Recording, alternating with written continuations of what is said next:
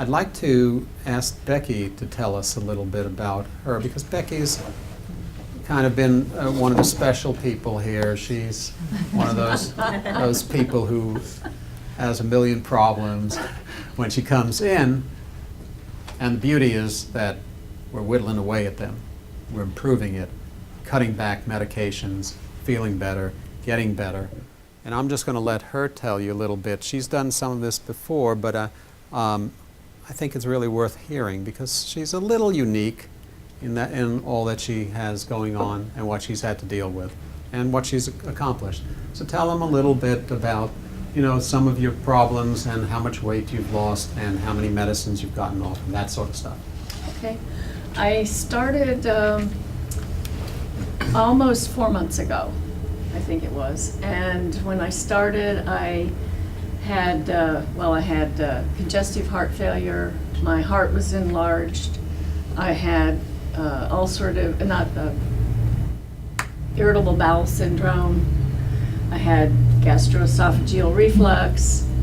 I had diabetes that was way bad. My fasting blood sugar in the morning, if anybody knows diabetic numbers, was 300, which is atrocious.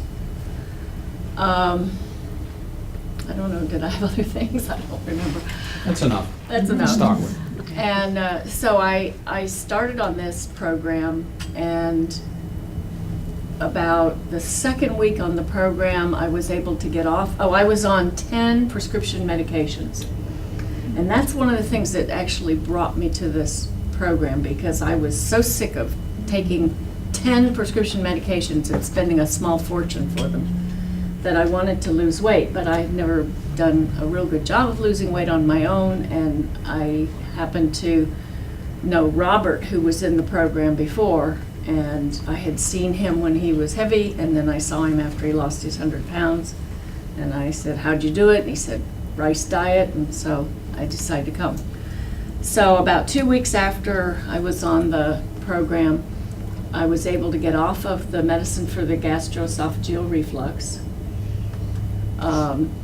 Not too much longer after that, about a month later, Dr. Sprung got a copy of my x-ray that had done my heart x-ray that I had had in, I think it was August, which showed the enlarged heart. And then when he looked, he had me have another one, and it was back to normal size. Shortly after that, my blood sugars were going down to about 150, which was at least that was my fasting blood sugar in the morning. Tell them what you did with your medicines, though. Well, I'm getting there. Okay. Carry on. I was on 3 medications for diabetes. I was never on insulin, which was nice, but I did take 3 pills, 3 different types of medicine, number of different pills with those. And in a couple of weeks, I was off of 2 of my 3 medicines completely. Shortly thereafter, I went to the cardiologist. I guess that was about a month ago. Some of you were here when I came back and told my good news. I had been a scuba diver many years ago, and I loved mountains and had been able to do, not mountain climbing, but hiking in the mountains. And when I had I had a mitral valve replacement, and that's when I just developed the congestive heart failure, and they said, "Don't go diving anymore, no more scuba diving." Well, I went to the cardiologist, and she was just overwhelmed with all my good numbers. My ejection fraction, which is a measure of how much your heart pumps, was normal. And it had been down to 17. 50 is normal. It had been down to 17 when I first had my surgery. So it had gotten back to normal. My heart size had shrunk. My function was good. My cholesterol level after getting on this program had gone down from 286 or something like that to 180 or something. I don't. 180. Anyway, it's gone down about 100 points. My triglycerides went down by about 50%, I think. Mm-hmm. The lipid, the bad lipid, the LDL, went back down from like 150 or 160 to 109 something. So all these numbers came plummeting down.